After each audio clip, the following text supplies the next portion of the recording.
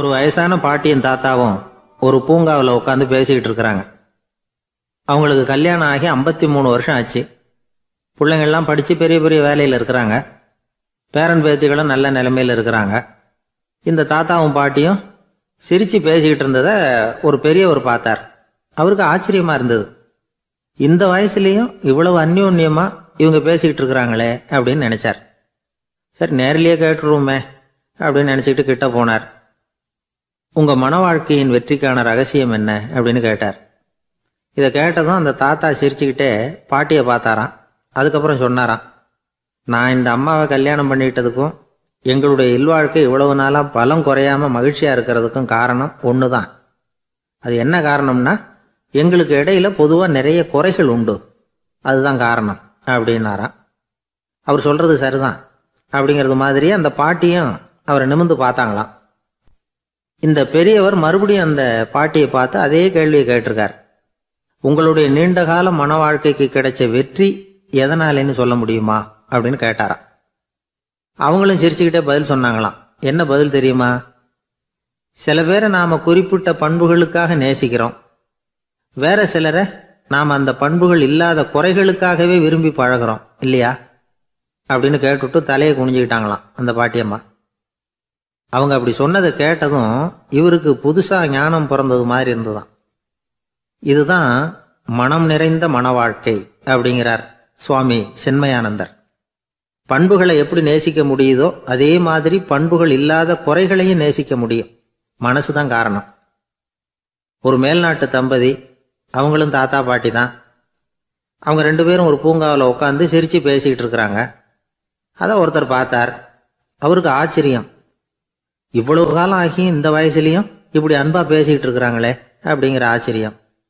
கிட்ட நெருங்கி போனார். கேட்டார், ஏன் தாத்தா உங்களுக்கு கல்யாணம் ஆகி எவ்வளோ வருஷம் ஆச்சுன்னார். 55 வருஷம் ஆச்சுன்னாராம் அவர். இன்னமும் இவ்வளவு சந்தோஷமா இருக்கிறீங்களே, அதுக்கு என்ன காரணம்னு கேட்டிருக்கார். அதுக்கு என்ன காரணம்னா, இது வரைக்கும் எங்களுக்குள்ள சண்டையே வந்ததில்லை அப்படின்னாராம். அது எப்படி முடியும்னு கேட்டிருக்கார் இவர் ஆச்சரியமா. அந்த தாத்தா சொல்ல ஆரம்பிச்சாராம், இதை பாருப்பா, எங்களுக்கு கல்யாணம் ஆன புதுசில் நானும் என்னுடைய மனைவியும் ஒரு குதிரை மேலே ஏறி ஒரு காட்டு வழியாக போய்கிட்டு இருந்தோம். கொஞ்சம் தூரம் போனதும் அந்த குதிரை எடக்கு பண்ணிச்சு. நான் உடனே கீழே இறங்கி அந்த குதிரையை பார்த்து, இது உனக்கு முதல் தடவை அப்படின்னு மிரட்டலாக சொல்லிவிட்டு ஏறி உக்காந்தேன். மறுபடியும் போனோம். கொஞ்சம் தூரம் குதிரை நல்லபடியாக நடந்து போச்சு. மறுபடியும் எடக்கு பண்ண ஆரம்பிச்சுட்டுது. நான் கீழே இறங்கினேன். கையில் இருந்த சாட்டையால் ஓங்கி ஒரு அடி கொடுத்தேன். இது உனக்கு 2வது தடவை அப்படின்னு சொல்லிவிட்டு ஏறி உக்காந்தேன். மறுபடியும் குதிரை கொஞ்சம் தூரம் நல்ல விதமாக நடந்து போச்சு. அப்புறமும் எடக்கு பண்ண ஆரம்பிச்சுட்டுது. அந்த சமயத்தில் ஒரு ஆற்று பாலத்தை கடந்து போய்கிட்டு இருக்கிறோம். நான் கீழே இறங்கினேன். என்னுடைய மனைவியையும் கீழே இறங்க சொன்னேன். அந்த குதிரையை பிடிச்சி அப்படியே ஆற்றுல தள்ளி விட்டுட்டேன். தள்ளி விட்டுட்டு, இது உனக்கு கடைசி தடவை அப்படின்னு சொன்னேன். அதை பார்த்ததும் என் மனைவி பதறி போயிட்டாங்க. போய், ஐயோ பாவம், என்ன இப்படி பண்ணிவிட்டீங்க, உங்களுக்கு மனசில் கொஞ்சம் கூட இறக்கமே இல்லையா அப்படின்னாங்க. நான் மெதுவாக இவங்க பக்கம் திரும்பி, இது உனக்கு முதல் தடவை அப்படின்னேன். அவ்வளவுதான், அன்னையிலேருந்து இன்னைய வரைக்கும் ஒரு நாள் கூட எங்களுக்குள்ள சண்டையே வந்ததில்லை அப்படின்னு விளக்கம் கொடுத்தார் அந்த தாத்தா. இந்த உலகத்தில் நாம் நல்லபடியாக இருக்கணும்னா அதுக்கு முக்கியமாக தேவைப்படுறது 2. ஒன்று செல்வம், இன்னொன்று அறிவு. சரி, இது 2ல் சிறந்தது எது அப்படின்னு ஒரு கேள்வி கேட்டால் என்ன பதில் சொல்கிறது? இதே கேள்வியை ஹஸ்ரத் அலி அவர்கள்கிட்ட கேட்டாங்களாம்.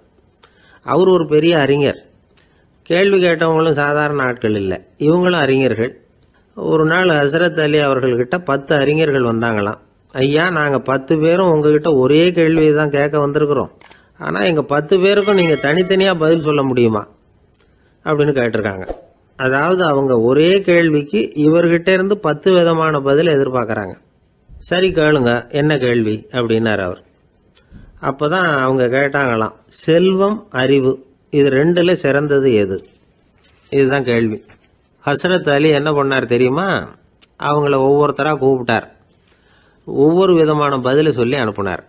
முதல்ல ஒருத்தரை கூப்பிட்டார். சொன்னார், அறிவுங்கிறது தீர்க்கதரிசிகள், ஞானிகள், மகான்கள் இவங்களோட பரம்பரை சொத்து. ஆனால் செல்வம்ங்கிறது கொடுங்கோலரின் ஆயுதம். அதனால் அறிவு தான் சிறந்தது அப்படின்னார். ரெண்டாவது ஆளை கூப்பிட்டார். உங்ககிட்ட செல்வம் இருந்தால் நீங்கள் தான் அதை காப்பாற்றணும், ஆனால் அறிவு உங்களை எப்பவும் காப்பாற்றும், ஆகவே அறிவு தான் சிறந்தது அப்படின்னார். மூணாவது ஆளை கூப்பிட்டார். செல்வந்தனுக்கு எப்போதும் விரோதிகள் அதிகம், ஆனால் அறிஞனுக்கு நண்பர்கள் அதிகம், அதனால் அறிவு தான் சிறந்ததுன்னார். அடுத்தவரை கூப்பிட்டார். செல்வம் அடுத்தவங்களுக்கு கொடுக்க கொடுக்க குறையும், ஆனால் கல்விங்கிறது அதிகரிச்சுக்கிட்டே வரும், கொடுக்கறதுனால குறையாது, அதனால் அறிவு தான் சிறந்ததுன்னார். இன்னொருத்தரை கூப்பிட்டார். அறிவுள்ளவன் எப்பவும் அதை அடுத்தவங்களுக்கு வாரி வழங்கிக்கிட்டே இருப்பான், அதனால் அவங்ககிட்ட தாராளத்தன்மை இருக்கும், ஆனால் செல்வந்தன்கிட்ட கஞ்சத்தனம் தான் இருக்கும், அதனால் அறிவு தான் சிறந்ததுன்னார். ஆறாவது நபரை கூப்பிட்டார். செல்வத்தை கள்வர்கள் திருடிட்டு போக முடியும், ஆனால் அறிவை அப்படி திருடிட்டு போக முடியாது அப்படின்னார். ஏழாவது நபரை கூப்பிட்டார். செல்வம் கால ஓட்டத்தில் அழிஞ்சிரும், ஆனால் அறிவை கால ஓட்டம் ஒன்றும் பண்ண முடியாது, ஆகவே அறிவே சிறந்ததுன்னார். எட்டாவது ஆளை கூப்பிட்டு சொன்னார். செல்வத்துக்கு எப்பவும் எல்லை உண்டு, நிறை உண்டு, அளவு உண்டு, கணக்கு உண்டு, ஆனால் அறிவுக்கு அப்படிப்பட்ட எல்லை எதுவும் கிடையாது, அதனால் அதுதான் சிறந்ததுன்னார். அடுத்தவனை கூப்பிட்டார். செல்வம் உள்ளத்தில் உள்ள ஒளியை போக்கிவிடும், இருட்டை உண்டாக்கிவிடும், விரிந்த மனப்பான்மையை குறுகலாக்கிவிடும், ஆனால் அறிவு அப்படி இல்லை, இருண்ட உள்ளத்தில் ஒளியை பாய்ச்சி அதை விசாலப்படுத்துது, அதுதான் சிறந்ததுன்னார். கடைசியாக 10வது நபரை கூப்பிட்டார். செல்வம் மனசில் செருக்கை உண்டாக்குது, ஆணவத்தை ஏற்படுத்துது, அதனால் நானே கடவுள்னு நினைக்கிற அளவுக்கு மனுஷனை தாழ்த்தி விடுது, ஆனால் அறிவு பணிவையும் பண்பாட்டையும் வளர்க்குது, அதனால் அறிவு தான் சிறந்ததுன்னார். ஆக இப்படி 10 பேருக்கும் 10 விதமாக பதில் சொன்னது மூலமாக ஹஸ்ரத் அலி அவர்கள் அறிவு தான் செல்வத்தை விட சிறந்தது அப்படிங்கிறதுக்கு 10 காரணங்களை சுட்டி காட்டியிருக்கார். அந்த அறிஞர் 10 பேர் கேட்ட ஒரே கேள்விக்கு 10 பதில் சொன்னார். நமக்கு வேண்டிய ஒருத்தர் 10 பேர் கேட்ட கேள்விக்கு ஒரே பதில் சொல்லி சமாளித்தார். கேள்வி என்ன தெரியுமா? என்கிட்ட வாங்கின கடனை எப்போயா திருப்பி கொடுக்க போகிற? இதுதான் அந்த 10 பேரும் கேட்ட ஒரே கேள்வி. இந்த மாதம் 26ஆம் தேதி தந்துடுறேன் அப்படிங்கிற ஒரே பதில் சொல்லி அவ்வளவு பேரையும் இவர் அனுப்பி வச்சுட்டாராம். எல்லாரும் போனதுக்கப்புறம் இவரை தனியாக கூப்பிட்டு கேட்டிருக்கிறாங்க. அது என்ன சார் கணக்கு, 26ஆம் தேதி அன்னைக்கு என்ன அதிசயம் நடக்க போகுது அப்படின்னு கேட்டிருக்காங்க. அதிசயம் அன்னைக்கு இல்லை, அதுக்கு நாளே நடக்க போகுதுன்னாராம். விவரமாக சொல்லுங்கன்னு இருக்காங்க. வேற ஒன்றும் இல்லைங்க, 26ஆம் தேதி தானே எல்லாரையும் வர சொல்லியிருக்கிறேன், அதுக்கு நாளே நான் புறப்பட்டு தலைமறைவாயிட போகிறேன் அப்படின்னாராம் ரொம்ப பெருமையாக. ஒரு நண்பர் அவசரமாக என்கிட்ட ஓடி வந்தார். அப்புறம் சொன்னார், என்னால் நம்பவே முடியல சார், என் பையனா இப்படி அப்படின்னு சொல்லி ஆச்சரியப்பட்டார். உங்கள் பையன் அப்படி என்ன தான் செஞ்சுட்டான் அப்படின்னு கேட்டேன். என்னால் முடியாத ஒரு காரியத்தை அவன் செஞ்சுட்டான் சார் அப்படின்னார். அது என்னன்னு தான் சொல்லுங்களேன். என்ன 5வது வகுப்பில் அவன் ஒரே தடவையில் தேறிட்டான் சார், அதாவது ஒரே அட்டம்ப்டில் பாஸ் ஆகிருக்கான் அப்படின்னார் மூச்சு வாங்க. கஷ்டப்பட்டு பரீட்சை எழுதுனது அவன், இவருக்கு ஏன் மூச்சு வாங்குது? நம்மால் செய்ய முடியாத ஒரு காரியத்தை இன்னொருத்தர் செய்யும் பொழுது அது நமக்கு ஆச்சரியமாக இருக்குது. சர்க்கஸ் பார்க்குறோம், ஒருத்தர் அந்த இடத்துல தொங்குறார், அது நமக்கு ஆச்சரியம், ஏன்னா அது நம்மால் முடியாத காரியம். நம்மால் முடியாத ஒன்றை அடுத்தவர் எளிதாக செய்யும் பொழுது நாம் மருள்வது இயற்கை. இதை தான் தொல்காப்பியம் மருட்கை அப்படின்னு சொல்லுது. இந்த வியப்பு இருக்குதே, இது 4 வகையில் ஏற்படுறதாக தொல்காப்பியம் சொல்லுது. அது என்ன 4 வகை? முதல் வகை எப்படின்னா புதுமையான அரிய செயல்களை செய்கிறது. 2வது வகை என்னன்னா பெரும் செயல்களை செய்கிறது. 3வது வகை என்னன்னா மிக நுட்பமான செயல்களை செய்கிறது. 4வது வகை என்னன்னா ஆக்கம் தரும் செயல்களை செய்கிறது. புதுமை, பெருமை, சிறுமை, ஆக்கமோடு மதினம் சாலா மருட்கை 4 அப்படிங்கிறது தொல்காப்பியம். இன்றைக்கி விஞ்ஞானம் புதுசு புதுசாக எதையோ கண்டுபிடிக்குது. ஆரம்பத்தில் அது ஆச்சரியமாக இருக்குது, அப்புறம் அது நமக்கு பழகி போடுது. வானொலி பெட்டி புதுசாக வந்தப்போ ஒரு பெட்டி பேசுதுங்கிறது எவ்வளோ பெரிய ஆச்சரியம். இப்போ யாரும் அதை ஆச்சரியமாக பார்க்குறதில்ல. மதினம் சாலா மருட்கை அப்படின்னு ஒரு சொற்றொடர் வருது பாருங்க, அதில் கருத்தாழம் உண்டு. எதை பற்றியும் போதுமான அளவு புரிந்து கொள்ளாத போது ஒருத்தர் ஆச்சரியப்படுறார். புரிந்து கொண்ட பிறகு ஆச்சரியம் மறைஞ்சு போடுது. மிக நுட்பமான செயல்களும் நம்ம ஆச்சரியப்பட வைக்கும். ஒரு அரிசியில் ஒரு திருக்குறள் எழுதி காட்டுறாங்க, ஒரு முட்டை ஓட்டுக்குள்ளே ஓவியம் தீட்டி காட்டுறாங்க. கருங்கல் சிற்பங்களில் எவ்வளவு நுட்பமான வேலைப்பாடுகளை எல்லாம் பார்த்து ஆச்சரியப்படுறோம். இது மாதிரி ஆக்கப்பூர்வமான அரிய செயல்களை செய்கிறது கூட வியப்பை உண்டு பண்ணும். குப்பை கூலங்களை கூட வாழ்க்கைக்கு பயன்படுகிற பொருளாக மாற்றுகிறவர்கள் இருக்காங்க. அவர்களுடைய செயல் வியப்பு அளிக்குது. இடைக்காட்டு சித்தர் பாடின மூவடி 30ங்கிற நூலில் வர்ற ஒரு பாடல், ஆற்றல் பிறர் அறிதலின் அகம் கிளர்வு உறுதலின் கற்று அறி பாணர் கழுமிய கோடலின் தோற்றம் உருகவே போற்றல் சால் வியப்பே. ஒருத்தருடைய ஆற்றல் தெரியாமல் இருந்தது, அவருடைய அரிய செயலை பார்க்கும் பொழுது வியப்பாக இருந்தது, மனசுக்குள்ள கிளர்ச்சி. பாவலர்கள் இவர்களுடைய புகழை பாடி மற்றவர்களும் தெரிந்து கொள்ளுமாறு செய்கிறார்கள் அப்படிங்கிறது தான் ஒரு யதார்த்தமான உண்மை. ஆக எல்லா வகையிலும் மக்கள் தங்களுடைய வாழ்க்கையில் முன்னேறுவதற்கான வழிகாட்டுகிற ஒரு மெய்ப்பாடு தான் வியப்புங்கிறது.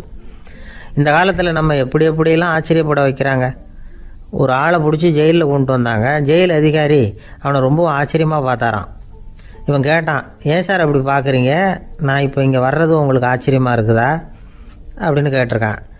இதுக்கு ஜெயில் அதிகாரி சொல்லியிருக்கார், நீ இப்போ இங்கே வந்ததில் எனக்கு ஒன்றும் ஆச்சரியம் இல்லைப்பா, ஏற்கனவே நீ இங்கேருந்து விடுதலையாகி போய் 6 மாதம் ஆச்சு, இவ்வளவு லேட்டாக வர்றியே அதுதான் எனக்கு ஆச்சரியமாக இருக்குது அப்படின்னாராம். தானத்தில் சிறந்தது எது அப்படின்னு ஒரு கேள்வியை கேட்டு, தானத்தில் சிறந்தது நிதானம் அப்படின்னு அதுக்கு ஒரு பதிலும் சொல்கிறவங்க உண்டு. நிதானம் ரொம்ப அவசியம், அதுவும் இன்றைய உலகத்துக்கு ரொம்ப அவசியம். இன்றைக்கி உலகம் ரொம்ப பரபரப்பாக போய்கிட்டு இருக்குது. பொறுமையாக இருக்கணும்னு நினைக்கிறவங்களால கூட அப்படி இருக்க முடியறதில்ல. பொறுமையை சோதிக்கிறது மாதிரி பல சம்பவங்கள், அதையெல்லாம் சந்திச்சே தீர வேண்டியிருக்குது. எங்கே போனாலும் க்யூவில் நிற்க வேண்டியிருக்குது, எங்கே போனாலும் காத்துக்கிட்டு இருக்க வேண்டியிருக்கு. ஆஃபீஸ்லேயோ வீட்லேயோ கூட நீங்கள் நிதானமாக பொறுமையாக நடந்துக்க தெரியலன்னா உங்களுக்கு சிடுமூஞ்சி முசுடு இப்படிலாம் பேர் வச்சுருவாங்க. அது உங்களுக்கு தேவையா? சரி, வாழ்க்கையில் பொறுமைசாலின்னு பேர் வாங்கிறதுக்கு என்ன வழி? முதல் பாயிண்ட், நீங்கள் நினைக்கிறது, எதிர்பார்க்கறது, செய்யறது எல்லாமே 100% கரெக்டாக நடக்கணும்னு ஆசைப்படக்கூடாது. எதுவாக இருந்தாலும் அதில் ஓரளவுக்கு தவறு நடக்கலாம் அப்படிங்கிறத எதிர்பார்த்தே இருக்கணும். ஓரளவுக்கு அதை அனுமதிக்கணும். ஒரு நண்பரை 6 மணிக்கு ஒரு இடத்துக்கு வர சொல்லியிருக்கிறீங்க, 6 மணிக்கு அவர் வரலை, உடனே பொறுமை இழந்து நடந்துக்கக்கூடாது. ஒரு 10 நிமிஷம் டிலே ஆகலாம். ஒரு வர்ற வழியில் பஸ்ஸு கூட ஏதாவது டிராஃபிக்கில் மாட்டியிருக்கலாம். அதெல்லாம் எதிர்பார்த்தே கொஞ்சம் காத்திருக்கிறதுல ஒன்றும் தப்பு இல்லை. சில சமயம் டிலே ஆகிறது கூட நல்லதாக முடியும். ஒரு பஸ்ஸை தவற விட்டுட்டு, ஐயோ கொஞ்சம் ஒரு 2 நிமிஷம் முன்னாடி வந்திருந்தா பிடிச்சிருக்கலாமே அப்படின்னு தவிச்சிக்கிட்டு இருப்பாங்க சில பேர். அடுத்தபடியாக வர்ற பஸ்ஸு நேரடியாக நீங்கள் போக வேண்டிய இடத்துக்கே கொண்டு போய் விடுற பஸ்ஸாக கூட இருக்கலாம். அது உங்களுக்கு முன்னாடி தெரியாதுல்ல. சில நெருக்கடியான சூழ்நிலைகளை தமாஷா எடுத்துக்கிறதுக்கு பழகிக்கணும். சில இடங்களுக்கு போகிறப்ப காத்திருக்கிறதுக்கு நம்ம மனசை தயார்படுத்திக்கிட்டே போகணும். ஒரு ரயிலுக்கோ பஸ்ஸுக்கோ அல்லது விமானத்துக்கோ கப்பல் பிரயாணத்துக்கோ போகிறப்போ அங்கே போய் நீங்கள் மணிக்கணக்கில் கூட காத்துக்கிட்டு தான் இருக்கணும். புறப்படுற நேரம் கூட மாறலாம். நீங்கள் போய் சேர்ந்ததும் அது உடனே புறப்படணும்னு கட்டாயமாக என்ன? அது மாதிரி சமயத்தில் படிக்கிறதுக்குன்னு சில சுவாரஸ்யமான புத்தகங்களையும் கையில் எடுத்துக்கலாம். உங்களை சுற்றி எவ்வளவோ சுவாரஸ்யமான சம்பவங்கள் நடந்துக்கிட்டு இருக்குதுல்ல, அதையெல்லாம் வேடிக்கை பாருங்கள். எதுக்காக காத்துக்கிட்டு இருக்கிறோமோ அந்த காரியத்தில் உண்மையாகவே நமக்கு ஒரு அக்கறை இருந்தால் நமக்கு போர் அடிக்காது. சில கோயில்களில் பார்த்துருப்பீங்க, தரிசனத்துக்காக பக்தர்கள் நாள் கணக்கில் காத்துக்கிட்டு இருப்பாங்க. அவங்களெலாம் அழுத்துக்கிறது இல்லை. ஆண்டவனை தரிசிக்கணுங்கிற உண்மையான அக்கறை இருக்கிறதுனால அவங்களுக்கு போர் அடிக்கிறது இல்லை. ஆனால் சில சினிமா தியேட்டரில் கூட பார்க்கலாமே, சினிமா கியூ கூட அப்படி தான். சாயந்தரம் 6 மணி ஆட்டத்துக்கு காலம்பரம் 6 மணிக்கே போய் கூட காத்துக்கிட்டு இருப்பாங்க. அவங்களுக்கெல்லாம் போர் அடிக்காது, படம் பார்க்குற ஆர்வம். இன்னொரு முக்கியமான விஷயத்தை நாம் பழக்கப்படுத்திக்கணும். லிவ் ஃபார் தி மூமெண்ட் அப்படிங்கிறாங்க நிபுணர்கள். ரொம்ப பேர் எப்படின்னா அடுத்தபடியாக நடக்க போகிற விஷயத்திலேயே கவனமாக இருப்பாங்க. அந்த நினைப்புலேயே இந்த நிமிஷத்தை பொறுமை இல்லாமல் கழிப்பாங்க.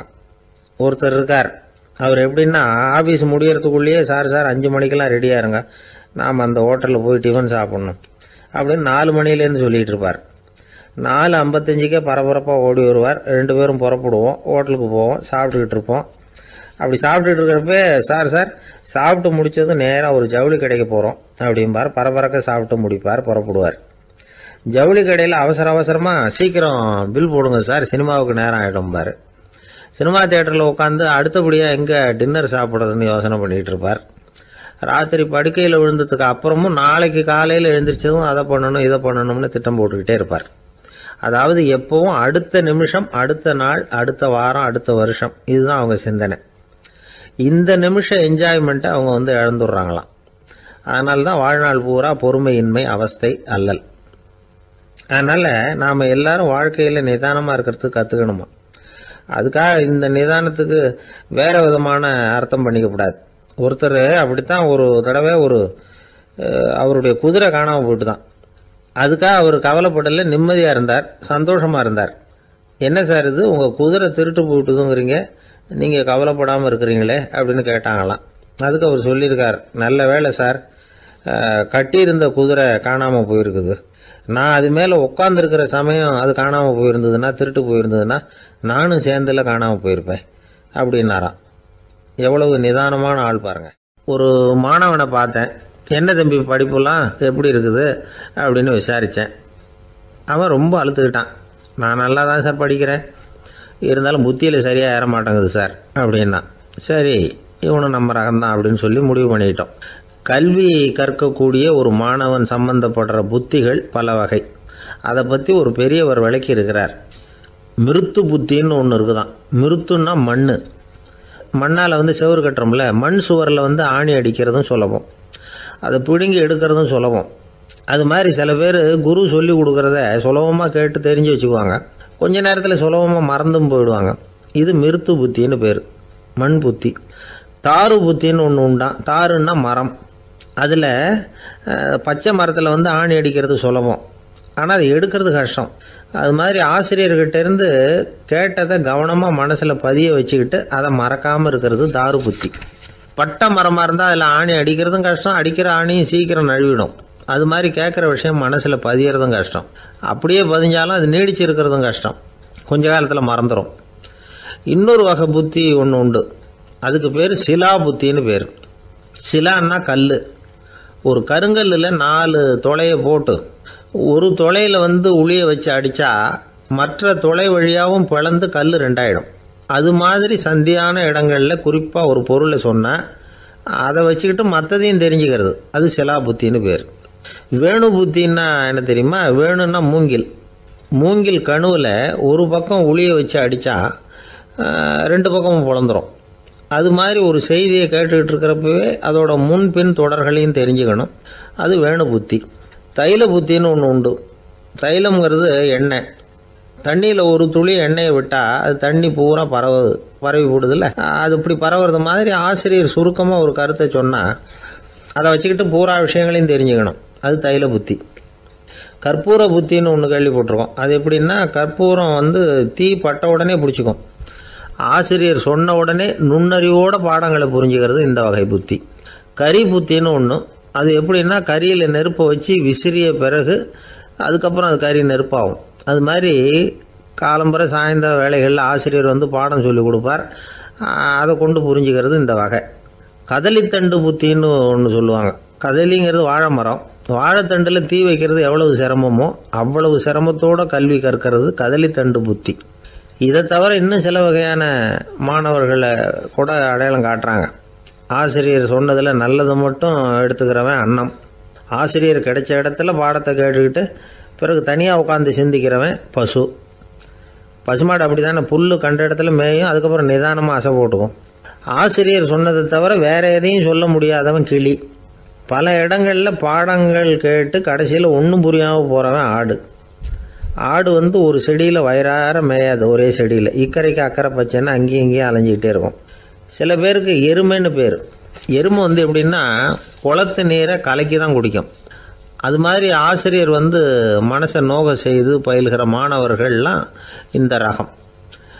இவ்வளவுலாம் இருந்தாலும் இந்த காலத்து மாணவர்கள்லாம் ஒரு தனி ரகம். ஒரு ஆசிரியர் வகுப்பில் பாடம் நடத்திக்கிட்டு இருந்தார். இலக்கண வகுப்பு. இறந்த காலம், நிகழ்காலம், எதிர்காலம், past tense, present tense, future tense, இதை பற்றிலாம் பாடம் நடத்துகிறார். எல்லாம் சொல்லி கொடுத்துட்டு இப்போ நான் ஒரு வாக்கியம் சொல்லுவேன், அது என்ன காலம் அப்படிங்கிறத நீங்கள் சொல்லணும்னார் ஆசிரியர். சரி, நாங்கள் மாணவர்கள்லாம், நான் நாளைக்கும் பாடம் நடத்தப் போகிறேன், இது என்ன காலம் அப்படின்னு கேட்டார் ஆசிரியர். அதாவது நான் நாளைக்கும் பாடம் நடத்தப் போகிறேன், இந்த வாக்கியம் என்ன காலம்னு கேட்டார். ஒரு பையன் மெதுவாக எழுந்திரிச்சு சொன்னான், இது எங்கள் போதாத காலம் சார் அப்படின்னு சொல்லிவிட்டு உட்காந்துட்டானா. காசி மாநகரத்தை பிரம்மதத்தன் அப்படிங்கிற ராஜா ஆட்சி பண்ணிட்டு வந்தார். அவர் ஒவ்வொரு வருஷமும் ஒரு திருவிழா நடத்துறது வழக்கம். எல்லா தேசத்திலிருந்தும் எல்லா வகையான ஜனங்களும் அதில் வந்து கலந்துக்குவாங்க. ஒரு சமயம் அது மாதிரி விழா நடந்துக்கிட்டு இருந்தது. வைகுண்டத்திலிருந்து தேவலோகத்திலிருந்து நிறைய தேவகுமாரர்கள்லாம் காசி நகருக்கு அப்போது வந்திருந்தாங்க. அதில் முக்கியமாக ஒரு 4 தேவகுமாரர்கள், அந்த 4 பேரையும் சுற்றி ஏகப்பட்ட கூட்டம். அப்படி என்ன விசேஷம் அவங்கக்கிட்ட அப்படின்னா, மற்றவங்களை விட அவங்க முகம் அழகாக இருந்ததா அப்படி பார்த்தா அப்படியும் இல்லை. அவங்க அணிஞ்சிருந்த மலர் மாலைகள் தான் அதுக்கு காரணமா. அந்த மலர்கள்லேருந்து அப்படி ஒரு அபூர்வமான நறுமணம். இதுக்கு முன்னாடி இப்படி ஒரு நறுமணத்தை அந்த ஊர் ஜனங்க அனுபவிச்சதே இல்லை. அதுதான் அந்த 4 பேரையும் சுற்றி கூட்டம். எல்லாரும் கேள்வி கேட்க ஆரம்பித்தாங்க. உடனே அந்த 4 தேவகுமாரர்களும் எல்லாருக்கும் தெரியும்படியாக வானத்தில் எழும்பி கொஞ்சம் உயரமாக நின்றுக்கிட்டாங்க. கீழே நின்றுக்கிட்டு இருந்த அரசன்லேருந்து ஆண்டி வரைக்கும் ஒருத்தர் பாக்கி இல்லாமல் ஒரே குரலில் எல்லாரும் அவங்கள பார்த்து, எங்களுக்கும் இது மாதிரி மாலையை போட்டுக்கணும்னு ஆசையாக இருக்குது, அதுக்கு நீங்கள் தான் அருள் பண்ணணும் அப்படின்னு கேட்டுக்கிட்டாங்க. மாலை போட்டுக்கிறதுனா எல்லாருக்கும் ஆசையாக தானே இருக்கும். அந்த 4 தேவகுமாரர்களில் ஒருத்தர் புத்தர் பிரான். அவர் சொன்னார், பூலோகவாசிகளே, நான் சொல்கிறத கொஞ்சம் பொறுமையாக கேளுங்க. கக்காரு அப்படிங்கிற கற்பக விருஷத்தின் மலர்களால் தொடுக்கப்பட்டது இந்த மாலை. இதுக்கு நிறைய சக்தி உண்டு. எந்த காலமும் இது வாடாது, வாசனையும் குறையாது. ஆனால் இதை அணிந்து கொள்றதுக்கு சில தகுதிகள் தேவை அப்படின்னார். என்ன தகுதி அது சொல்லுங்களேன் அப்படின்னு ஏக காலத்தில் எல்லாரும் சத்தம் போட்டாங்க.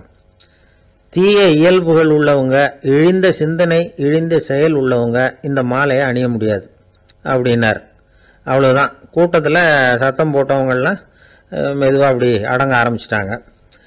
இன்னொரு தேவகுமாரன் சொன்னார், அடுத்தவங்க பொருளை அபகரிக்காதவன், அடுத்தவங்களுக்கு கெடுதல் பண்ணக்கூடிய பொய் பேசாதவன், பேராசையினால் கெட்ட வழியில் பொருள் ஈட்ட நினைக்காதவன் இந்த மாலையை போட்டுக்கலாம் அப்படின்னார். கூட்டத்திலிருந்து யாரும் முன்னுக்கு வரல. ஒரே ஒரு ராஜகுரு மட்டும் கொஞ்சம் முன்னாடி வந்தார். பெரியவர், படித்தவர். அவர், எனக்கு தகுதி இருக்குது அந்த மாலையை போட்டுக்கிறதுக்கு அப்படின்னார். வேற ஒன்றும் இல்லை, பொய் சொல்லியாவது அந்த மாலையை வாங்கிக்குவோமே அப்படின்னு முடிவு பண்ணிட்டார் அவர். அவ்வளோதான், மாலையை வாங்கிட்டார். அடுத்த தேவகுமாரன் பேசினார்.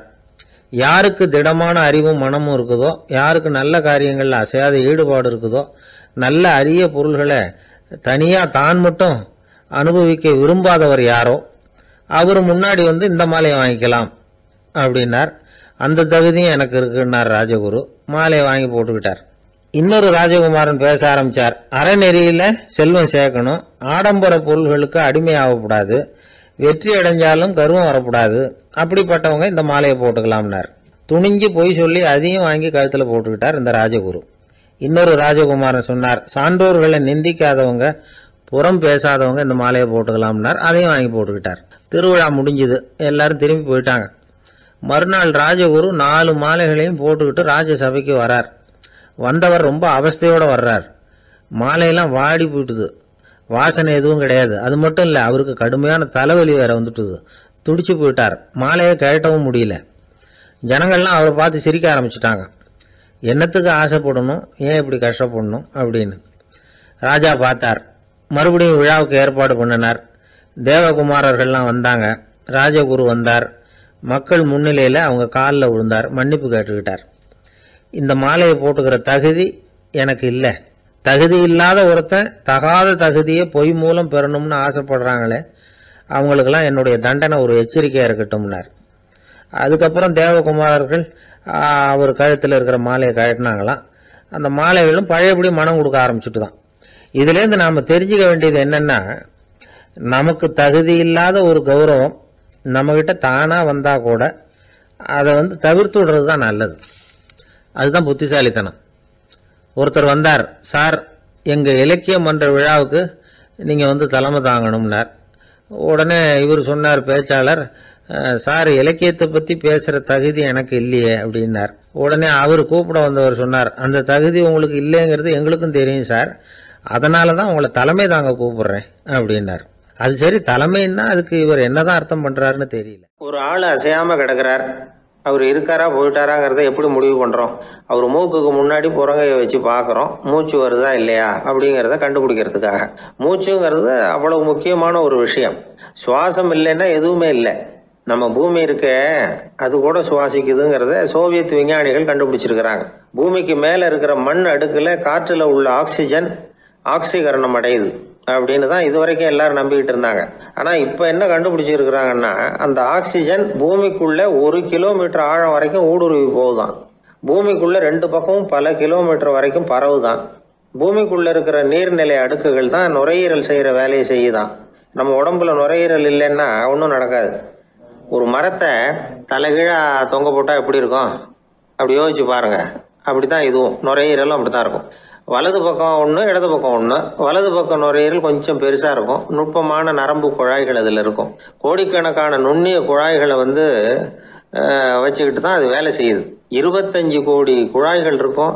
அதை அப்படியே முழுசா பிரிச்சு பரப்புனா ஒரு டென்னிஸ் கோர்ட்ல பாதி பரப்பளவு இருக்குமா. நுரையீரல் நிறம் கருஞ்சிவப்பு தான். புகை அதிகமாக உள்ள போச்சுன்னா அது கருப்பாயிடுது. காத்துல உள்ள பிராணவாயுவை இது இழுத்து எடுத்துக்கிட்டு ரத்தத்தை சுத்தப்படுத்துற முக்கியமான வேலையை இது செய்யுது. அசுத்த காத்தை வெளியில் அனுப்பி வச்சிருது. ஒருத்தர் வேகமா ஓடி வர்றார், அவருக்கு மூச்சு இறைக்கும். பயங்கரமா எதையாவது பார்த்து விடுறார், உடனே மூர்ச்சி ஆயிடுவார். இது மாதிரி சமயங்கள்ல வேற எந்த தூண்டுதலும் இல்லாம நுரையீரல் தானாவே இயங்கும். இப்படி ஒரு அவசியம் ஏற்படுறப்போ இயக்கத்தை தூண்டி விடுற முக்கியமான இணைப்பு மூளைக்கு கீழே முதுகு எலும்புக்கு மேற்பகுதியில் இருக்குது. அது உடனே சுவாசத்துக்கு அவசர உதவியை கொடுக்குது. இப்ப ஒருத்தர் பேசாம உட்காந்துருக்கார். இந்த சமயத்துல அவருக்கு 1 பங்கு காத்து தேவைப்படுதுன்னு வச்சுக்கோங்க. அவர் எழுந்திரிச்சு நடக்கும் பொழுது 1.5 மடங்கு தேவைப்படும். ஓடினார்னா 3 மடங்கு தேவைப்படும். படுத்திருக்கிறப்ப 1/2 மடங்கு தான் தேவைப்படும். இதுக்கு நிமிஷத்துக்கு 16 தடவை மூச்சு விட்டாகணும். இப்படி சாதாரணமா உள்ள இழுக்கிற காத்து கொஞ்சம்தான் இருந்தாலும் இது மாதிரி 8 மடங்கு காத்தை உள்ள இழுத்து வச்சுக்கிற சாமர்த்தியம் நுரையீரலுக்கு இருக்குதான். தண்ணி, நுண்கிருமிகள், ரசாயன பொருள் இப்படி எது உள்ள போனாலும் நுரையீரல் சமாளிச்சுக்கும். 30 வருஷமா விடாத புகை பிடிக்கிறவர் தொடர்ந்து உள்ள அனுப்பி வைக்கிற புகையை கூட சமாளிக்குதுன்னா பாத்துங்களேன். உள்ள போற புகை நுட்பமான சுவாச முடிச்சுகளை அழிச்சுடுது. கறி புகை அது மேல படிஞ்சு உபயோகம் இல்லாம பண்ணிவிடுது. ஆனாலும் தேவைக்கு அதிகமா 8 மடங்கு கூடுதலா சுவாச முடிச்சுகள் நம்ம உடம்புக்குள்ள இருக்கிறதுனால சமாளிக்க முடியுது. சமாளிக்க முடியலன்னா சில சமயம் மூச்சு திணறும். அதை ஒரு எச்சரிக்கையா எடுத்துக்கிட்டு புகை பிடிக்கிற பழக்கத்தை விட்டுடணும். அதுதான் நல்லது. ஆனா அப்படி யாரு விடுறது? இணை பிரியாத 2 நண்பர்கள் இருந்தாங்களாம். 2 பேரும் விடாம சிகரெட் குடிக்கிறவங்க. அதுல ஒருத்தன் செத்து போட்டான். இன்னொருத்தன் அதுக்கப்புறம் 2 சிகரெட்டா குடிக்க ஆரம்பிச்சானா. ஏன் இப்படி பண்றேன்னு கேட்டிருக்காங்க. நான் 1 சிகரெட்டு தான் குடிக்கிறேன், செத்து போன என்னுடைய ஃப்ரெண்டு இருக்கானே செத்து போனவன், அவனுக்காக இன்னொரு சிகரெட்டு குடிக்கிறேன் அப்படின்னு நானா. இது ரொம்ப ஆபத்து, விட்டுடு அப்படின்னு சொல்லியிருக்காங்க. சரின்னு ஒத்துக்கிட்டான். ஆனா அதுக்கப்புறமும் 1 சிகரெட் வீதமா குடிச்சுக்கிட்டே இருந்தான். சிகரெட்டு பழக்கத்தை நீ இன்னும் விடலையான்னு கேட்டாங்களாம். அந்த பழக்கத்தை நான் எப்போ விட்டுட்டேன், இப்போ நான் குடிக்கிறது என் ஃப்ரெண்டுக்காக அப்படின்னு நானா. இவங்கெல்லாம் எப்படி திருந்துறது? நான் கணக்குல ரொம்ப வீக்கு சார் அப்படின்னு சொல்லிக்கிறதுல நம்மள பல பேர் வெக்கப்படுறது இல்லை. நம்ம மூளை கணக்கு போட எப்பவும் தயாரா தான் இருக்குது. ஆனா அதை நாம சரியா உபயோகப்படுத்துறது இல்லை. அதுதான் விஷயம். கம்ப்யூட்டர் வந்த பிறகு இன்னமும் சௌகரியமா போச்சு. கணக்கு போடுற வேலையெல்லாம் அதுகிட்ட ஒப்படைச்சிட்டோம். கம்ப்யூட்டரை விட வேகமா மனுஷனால கணக்கு போட முடியுமா அப்படின்னா முடியுமா. ஆனா முடியும்னு நிரூபிச்சு காட்டினவங்க இந்த உலகத்துல ஒரு 10-20 பேர் தான். ஒரு பென்சிலோ காகிதமோ இல்லாம 17 இலக்க எண்களை கூட கூட்டி கழிச்சு பெருக்கி வகுக்கிறாங்க. நீங்க பிறந்ததுல இருந்து இந்த வினாடி வரைக்கும் எவ்வளவு காலம் ஆயிருக்குது அப்படின்னு கேட்டா அதை நொடிகள்ல சொல்றாங்க. ஒரு புத்தகத்தை கொடுத்து படிக்க சொல்லி அதுல மொத்தம் எத்தனை எழுத்து இருக்குது அப்படின்னு கேட்டா கரெக்டா சொல்லி விடுறாங்க. இப்படிப்பட்ட திறமைசாலிகள் இந்த உலகத்துல இருக்கதான் செய்யறாங்க. அது சரி, அவங்களால மட்டும் அது எப்படி முடியுது? இதுக்கு சரியான விளக்கத்தை இதுவரைக்கும் யாரும் சொல்லல. இந்த கணக்கு புலிகள், கணித மேதைகள் எப்படி அவ்வளவு பெரிய கணக்கெல்லாம் போடுறாங்கன்னு கேட்டா அதுக்கு யாராலையும் சரியான விளக்கம் கொடுக்க முடியல. ஆனா அவங்க எல்லாம் கொஞ்சம் கூட அலட்டிக்காம கணக்கு போட்டு சொல்லி விடுறாங்க. இவ்வளவுக்கும் அவங்க கணக்கு கல்வியை முறையா கத்துக்கிட்டவங்களா அப்படின்னு கேட்டா அதுவும் கிடையாது. சோவியத் ஆய்வாளர் ஒருத்தர் முதல் தடவையா இது சம்பந்தமா ஆச்சரியமான ஒரு முடிவை சொல்லி இருக்கிறார். அவர் என்ன சொல்றாருன்னா, கம்ப்யூட்டர்களையே தோக்கடிக்கக்கூடிய வேகத்துல கணக்கு போடுகிற திறமையுள்ள மூளை இயற்கையிலேயே சில பேருக்கு மட்டும்தான் இருக்குங்கிறது சரியில்லை. இந்த உலகத்துல பிறந்த எல்லாருடைய மூளைக்குள்ளேயும் ஒரு கம்ப்யூட்டர் மூளை இருக்குது அப்படிங்கிறார் அவர். நம்ம கிட்ட இருக்கிற சாதாரண மூளைக்கு அபாரமான திறமை இருக்குதான். இப்போ உதாரணத்துக்கு ஒரு மாமரத்துல உச்சி கிளையில ஒரு நல்ல மாங்காயை பாக்குறோம். ஒரு கல்லை எடுத்து குறி பார்த்து வீசுறோம். ஒரு தடவை இல்லைன்னா கூட இன்னொரு தடவை கரெக்டா பார்த்து அடிச்சு விடுறோம். மாங்காய் கைக்கு வந்துடுது. இது சாதாரணமா எல்லாரும் செய்யக்கூடிய ஒரு காரியம். இதுல கவனிக்க வேண்டியது என்னன்னா, கண் இமைக்கிற நேரத்துக்குள்ள மனுஷ மூளை அந்த கல்லோட எடை, மாங்காய் இருக்கக்கூடிய உயரம், தூரம், எரிய வேண்டிய விசையின் அளவு, வேகம் எல்லாத்தையும் கணக்கு போட்டு சொல்லிவிடுது. அதுக்கப்புறம் தான் கல்லை வீசுறோம். நம்ம அறியாமலேயே நமக்குள்ள நடக்கிற ஒரு அதிசயம் இது. மனுஷன் படைச்ச கம்ப்யூட்டரால இவ்வளவு சிக்கல் நிறைந்த விஷயத்தை இவ்வளவு சீக்கிரத்துல கணக்கு போட முடியாதான். அதனால்தான் மனித மூளைக்குள்ள ஒரு கம்ப்யூட்டர் மூளை, அதாவது கணக்கு போடுகிற மூளை இருக்குது, அது இயங்குது அப்படிங்கறத அதுல இருந்து புரிஞ்சுக்க முடியும்னு சொல்றாங்க. இத உயிர் கம்ப்யூட்டர் அப்படின்னு சொல்லலாமா, பயோ கம்ப்யூட்டர். இயற்கை என்ன பண்ணி இருக்குதுன்னா, இந்த உயிர் கம்ப்யூட்டர் விசைய அணைச்சி விட்டு உணர்வு மூளையின் செயல்பாட்டை திறந்து விட்டுருக்கு. அதனால உணர்வு மூளையை உபயோகிக்கிற மனுஷன் தன்னுடைய இயற்கை திறமையை மறந்துட்டு தானே வளர்த்துக்கிட்ட திறமையின் மூலமா சிந்திக்க ஆரம்பிச்சான். இந்த இயற்கையின் உயிர் கம்ப்யூட்டர் விசை அணைக்கப்படாம சில பேருக்கு இருந்துருது. அவங்கதான் கணித மேதைகள். அவங்களுக்கெல்லாம் உயிர் கம்ப்யூட்டருக்கும் உணர்வு மூளைக்கும் தொடர்பு ஏற்பட்டிருக்கு. இப்ப இந்த தொடர்பை எல்லாருக்கும் ஏற்படுத்துறதுக்கு ஒரு வழியை கண்டுபிடிச்சிட்டோம்னு வைங்க, அதுக்கப்புறம் நாம எல்லாருமே கணித மேதைகள் தான், கணக்கு புலிகள் தான். அது வரைக்கும் நாம இப்படியே இருந்துட வேண்டியதுதான். நம்மால் ஒருத்தன் மாங்காய் அடிச்ச கதை தெரியுமா உங்களுக்கு? ஒரு மரத்து உச்சியில ஒரு மாங்காயை பார்த்தான். உடனே அவனுடைய மூளை கல்லோட எடை, மாங்காய் இருக்கிற உயரம், எரிய வேண்டிய வேகம் எல்லாத்தையும் ஒரு நொடியில கணக்கு போட்டு சொல்லிவிட்டுது. அடிச்சான், மாங்காய் விழுந்துட்டுது. இருந்தாலும் அவன் தன்னுடைய மூளையை நொந்துக்கிட்டான். மோசமான மூளைன்னா ஏண்டான்னு கேட்டோம். என்னுடைய மூளை எல்லாத்தையும் சரியா கணக்கு போட்டு சொல்லிவிட்டுது, இருந்தாலும் ஒரு விஷயத்த என்கிட்ட சொல்லாம விட்டுட்டுது அப்படின்னா. என்னத்தேன்னு கேட்டோம். அந்த தோட்டத்துக்கு சொந்தக்காரன் என் பின்னாடி 10 அடி தூரத்துலதான் நின்றுகிட்டு இருக்கிறாங்கிறத எனக்கு கணக்கு போட்டு அது சொல்லாம விட்டுட்டுது அப்படின்னா. முதுவை தடவிக்கிட்டேன். அப்பா, மின்சார பல்பு ஃபீஸா போயிட்டுது, வேற ஒண்ணு வாங்கி மாட்டணும் அப்படின்னா பையன். சரி போய் புதுசா ஒண்ணு வாங்கிட்டு வாடா அப்படின்னு காசு கொடுத்தாரு அப்பா. இவன் ஓடி போய் வாங்கிட்டு வந்தான். அப்பா கிட்ட கொடுத்தான். அவரு மாட்டினார். அதுக்கப்புறம் அவரை பார்த்து ஒரு கேள்வி கேட்டான். ஏன்பா, இந்த பல்பு ஏன் உடைய மாட்டேங்குது அப்படின்னா. இது என்னடா கேள்வி, நாம கீழே போடல அதனால உடையலன்னார். அப்பாவோட புத்திசாலித்தனம் அவ்வளவுதான். ஆனா பையன் கேட்டது அந்த அர்த்தத்துல இல்ல. ஒரு மின்சார பல்பு குமிழின் கண்ணாடி இருக்குல்ல, அதோட கனம் எவ்வளவு இருக்கும்? ஒரு 1/2 மில்லிமீட்டர் அவ்வளவுதான் இருக்கும் அந்த கனம். அவ்வளவு மெலிசா இருக்கிற ஒரு கண்ணாடி குமிழ இந்த ஹோல்டர்ல மாற்றம் நம்ம விரலால அழுத்தி புடிச்சு திருக வேண்டியிருக்கு. அந்த சமயத்துல அப்படி செய்யறப்ப அது உடையறது இல்ல. நம்ம விரலோட அழுத்தத்தை தாங்கி நிற்கிற அளவுக்கு அதுக்கு பலம் எங்க இருந்து வந்தது? இதுதான் பையன் கேட்ட கேள்வியோட அர்த்தம். இந்த காலத்து பிள்ளைங்களுக்கு விஞ்ஞான அறிவு அதிகம், அதனால இப்படி எல்லாம் கேள்வி கேட்பாங்க. அப்பாவுக்கு தெரியுதா இல்லையான்னு சோதிக்கிறதுக்காக கூட இப்படி கேட்பாங்க.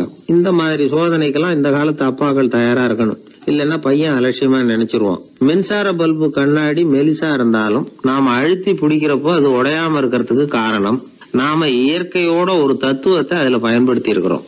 அது என்ன இயற்கையின் தத்துவம்? அதுதான் முட்டை ஓட்டு தத்துவம். இது இயற்கை உருவாக்குன ஒரு தத்துவம். ஆதி காலத்திலேயே இயற்கை இந்த தத்துவத்தை உருவாக்கி விட்டது. அதாவது பறவைகளோட முட்டை ஓடு எப்படி இருக்கு, அதோட கனம் எவ்வளவு இருக்கும்? மின்சார பல்பு மாதிரி தானே, ரொம்ப மெலிசா தான் இருக்கு. பறவைகள் இனவிருத்திக்காக முட்டை போடணும். அந்த முட்டை எப்படி இருக்கணும்? இயற்கை கொஞ்சம் யோசிச்சு பார்த்தது.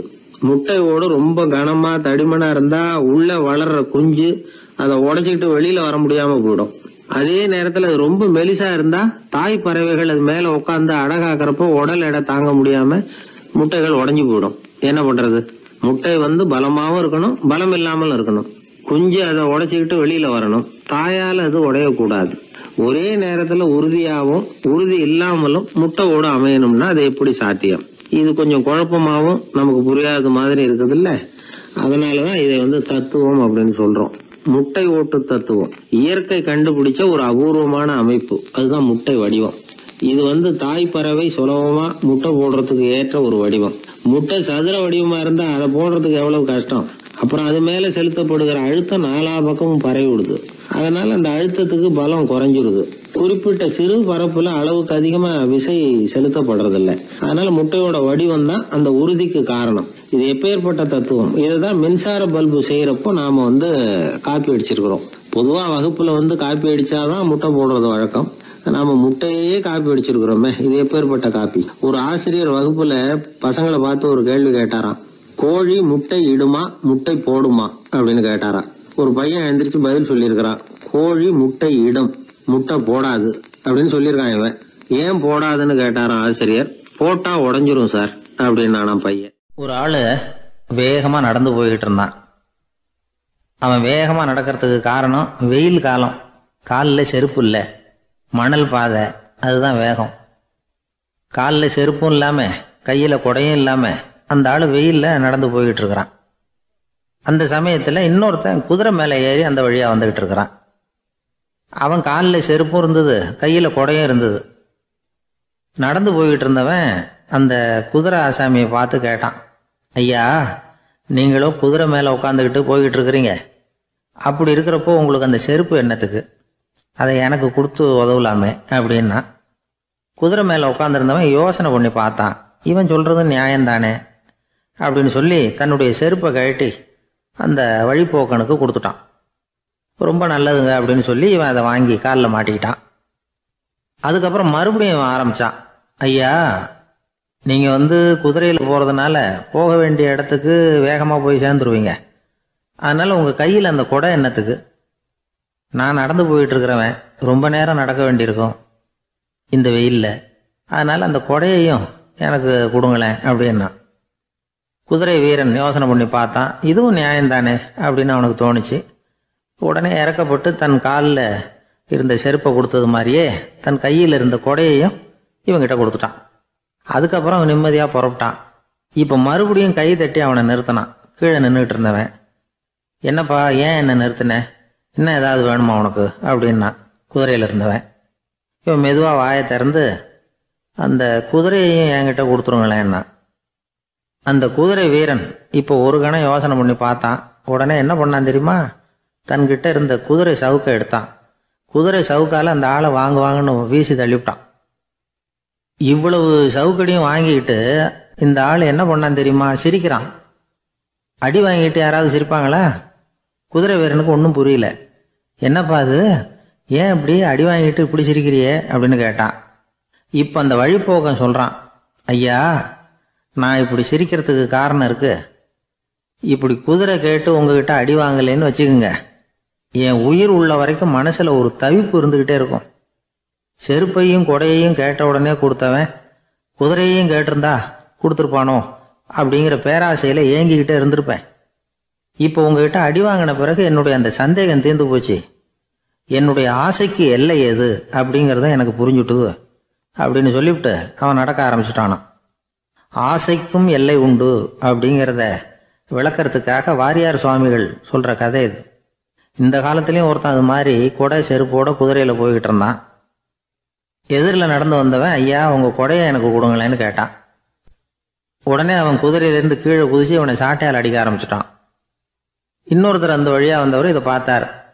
ஏன்பா, அவன் கேட்டான், உன்னால முடியலன்னா இல்லைன்னு சொல்லிட வேண்டியது தானே, அதுக்காக ஏன் இப்படி அவனை போட்டு அடிக்கிறேன்னு கேட்டார். உங்களுக்கு விவரம் புரியாது சார், காலம் ரொம்ப கெட்டு போச்சு. கேட்டதை கொடுத்தேன்னு வச்சுக்கோங்க, இந்த குதிரையே என்னோடது, அவன் திருடிக்கிட்டு போறான் அப்படின்னு என் பேரில் புகார் கொடுக்க ஆரம்பிச்சிருவான் சார் அப்படின்னா. அது எப்படி அவ்வளவு உறுதியா சொல்றேன்னு கேட்டார் அவரு. ஏற்கனவே அது மாதிரி ஒருத்தன் பேரில் புகார் கொடுத்துட்டு தான் இந்த குதிரையை நான் தள்ளிட்டு வந்துகிட்டு இருக்கிறேன் அப்படின்னார். தேசத்து மேலையும் தாய்மொழி பேர்லையும் செலுத்துற அன்புக்கு அபிமானம்னு பேர். தேசாபிமானம்னு சொல்றமே இதுதான். ஒரு கணவன் மனைவி பேர்ல காட்டுற அன்புக்கு காதல்னு பேரு. கடவுள் பேர்ல செலுத்துற அன்புக்கு பக்தின்னு பேரு. இப்படி அன்புல பல ரகம் இருக்கிறப்போ அதுல உள்ள வித்தியாசம் தெரியாம இடம் மாத்தி அன்பு காட்டினா இடைஞ்சல் தான். சரி, இந்த அன்பை பத்தி விஞ்ஞானம் என்ன சொல்லுது தெரியுமா? இதயத்தை பாதுகாக்கிறதுக்கு முக்கியமா தேவைப்படுற ஒண்ணு இந்த அன்புதான்னு சொல்லுது. நெதர்லாந்து விஞ்ஞானிகள் இதை ஆராய்ச்சி பண்ணியே கண்டுபிடிச்சிருக்கிறாங்க. கொஞ்சம் முயல் குட்டிகளை 2 பிரிவா பிரிச்சாங்க. 2 குரூப்புக்கும் கொழுப்பு அதிகமா உள்ள ஆகாரத்தையே கொடுத்துக்கிட்டு வந்தாங்க. ஆனா ஒரு குரூப்புக்கு வெறுமன ஆகாரத்தை கொடுத்ததோட சரி, இன்னொரு குரூப் முயல்களுக்கு ஆகாரம் கொடுத்ததோட நிறுத்திக்கல. அதுக்கு முன்னாடி கூண்டுகளை திறந்து விட்டு முயல்களை கொஞ்ச நேரம் எடுத்து கொஞ்சி விட்டு அதுக்கப்புறமா ஆகாரம் கொடுத்தாராம் ஆராய்ச்சியாளர். இந்த குரூப்புக்கு இதய பாதிப்பு 60% குறைச்சலா இருந்துதான். சில நோயாளிகளுக்கு ஹார்ட் அட்டாக் வந்தாலும் அதை தாங்கிக்கிட்டு குணமாகிற சக்தி அதிகமா இருக்குது. இது எப்படின்னு ஆராய்ச்சி பண்ணி பார்த்துருக்கிறாங்க. அவங்க எல்லாம் மனைவி தன் பேர்ல ரொம்ப அன்பா இருக்கிறதாக நினைக்கிறவங்களா இருக்கிறாங்களாம்.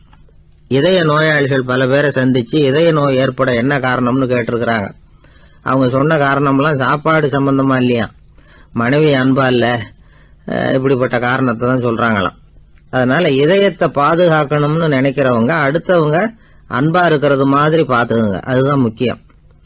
ஒருத்தர் முகம் பூரா பிளாஸ்டரி போட்டுட்டு வந்தார், ரொம்ப கோபமா.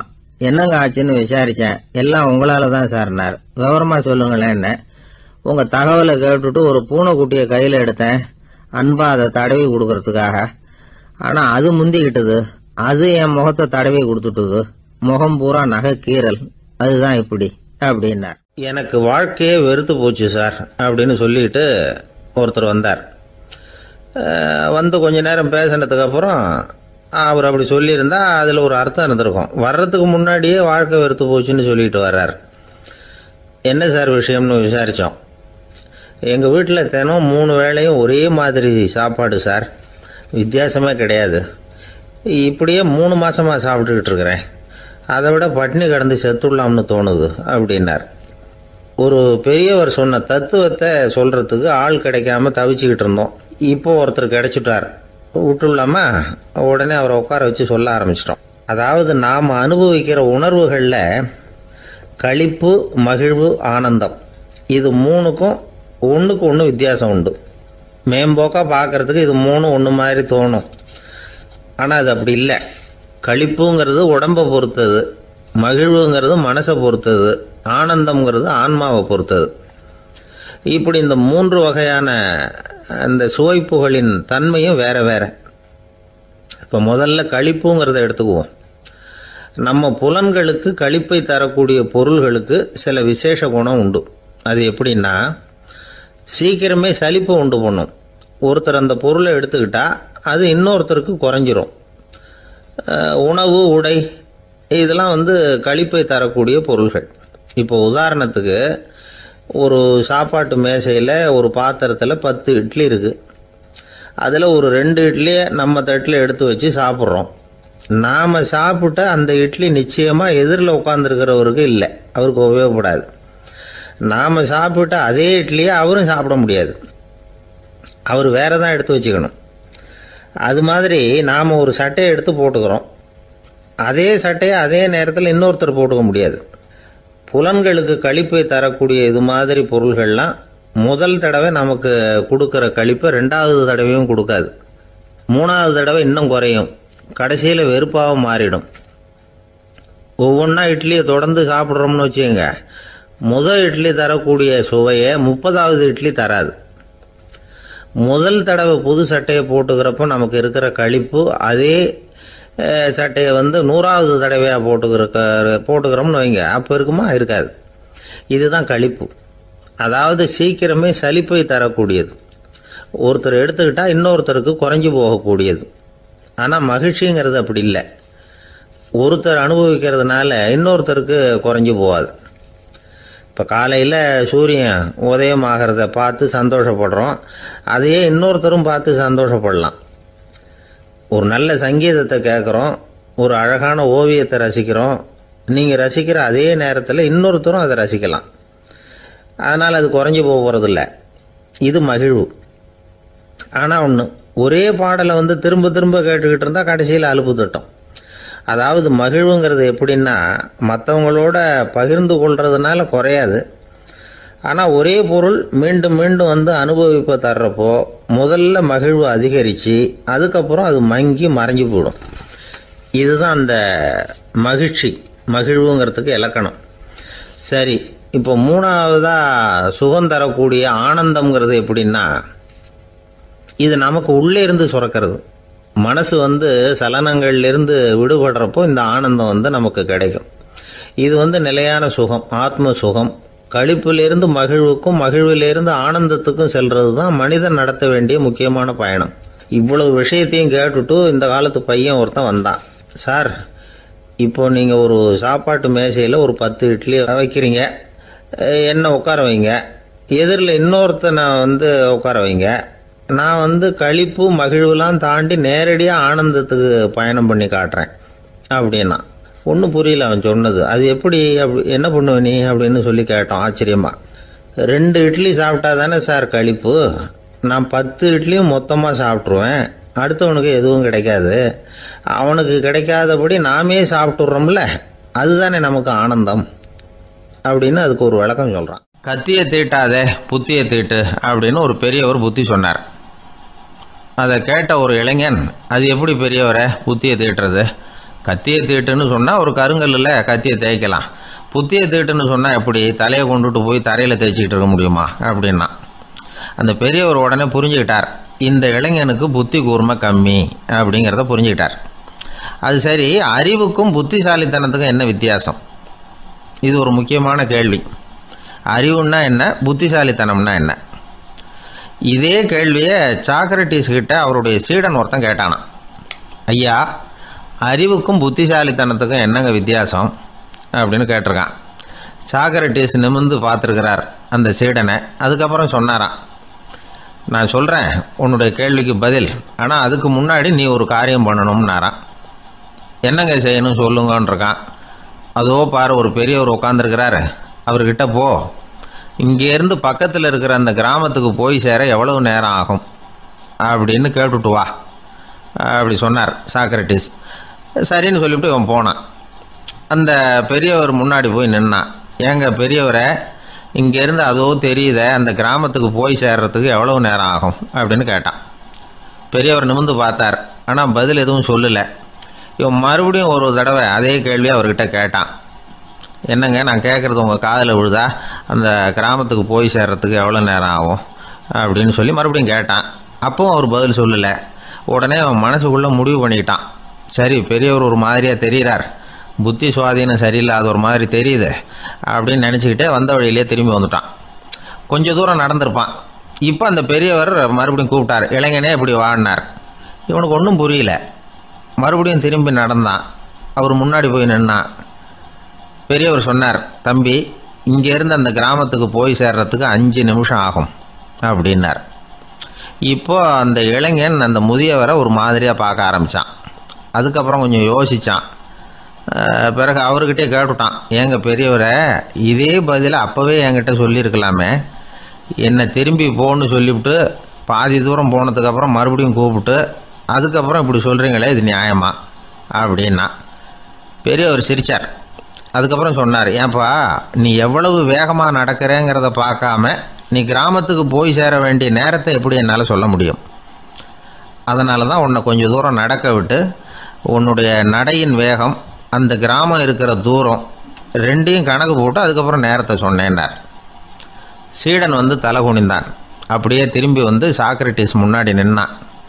சாக்ரட்டிஸ் இப்போ சொல்கிறார், தம்பி, அதுக்கு பேர் தான் புத்திசாலித்தனம். இந்த அறிவு கூர்மை வந்து எல்லா இளைஞர்களுக்கும் வரணும் அப்படிங்கிறதுக்காகத்தான் கத்தியை தீட்டாத புத்தியை தீட்டு அப்படின்னு பெரியவங்கள்லாம் சொல்லிகிட்டு இருக்கிறாங்க. புத்தியை தீட்டுறவங்கெல்லாம் வாழ்க்கையில் அறிவாளியாகிறாங்க, தீட்டாதவங்க கோமாளியாகிறாங்க. இதுதான் இன்றைக்கி நடக்கிறது. அதனால் அறிவு கூர்மைங்கிறது வேற. இந்த காலத்து ஆசாமி ஒருத்தர் இன்னொருத்தரை பார்த்து கேட்டார், ஏங்க, ஒரு விமானம் இங்கேருந்து புறப்பட்டு 2 மணி நேரத்தில் மதுரைக்கு போய் சேருது. நல்லா கவனிங்க, ஒரு விமானம் இங்கேருந்து புறப்பட்டு 2 மணி நேரத்தில் மதுரைக்கு போய் சேருது அப்படின்னா என்னோடய வயசு என்னன்னு கேட்டார். இவர் கேட்குறதுல ஏதாவது அர்த்தம் இருக்கா? அதாவது இங்கேருந்து புறப்பட்டு 2 மணி நேரம் ஆகுது மதுரைக்கு போகிறதுக்கு, அப்படின்னா என் வயசு என்னன்னு கேட்குறாரு.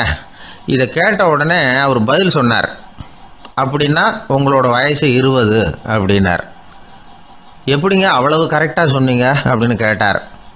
வேறு ஒன்றும் இல்லை, எங்கள் பக்கத்து வீட்டில் ஒரு முழு பைத்தியம் இருக்குது, அதோட வயசு 40, அப்படின்னா உன் வயசு 20 தான் இருக்கணும் அப்படின்னார். அரை பைத்தியம்னு முடிவு பண்ணிக்கிட்டார். அதனால் வாழ்க்கையில் அறிவு கூர்மைங்கிறது ரொம்ப அவசியம். அந்த புத்திசாலித்தனம் இருக்கிறவங்க வாழ்க்கையில் வெற்றி பெறுவது நிச்சயம். இந்த உலகத்தில் எவ்வளவோ உயிரினங்கள் இருக்குது, ஒவ்வொன்றும் ஒவ்வொரு விதமாக சண்டை போடுது. இப்போ 2 மாடு சண்டை போட்டுக்குதுன்னு வச்சுங்க, என்ன பண்ணும்?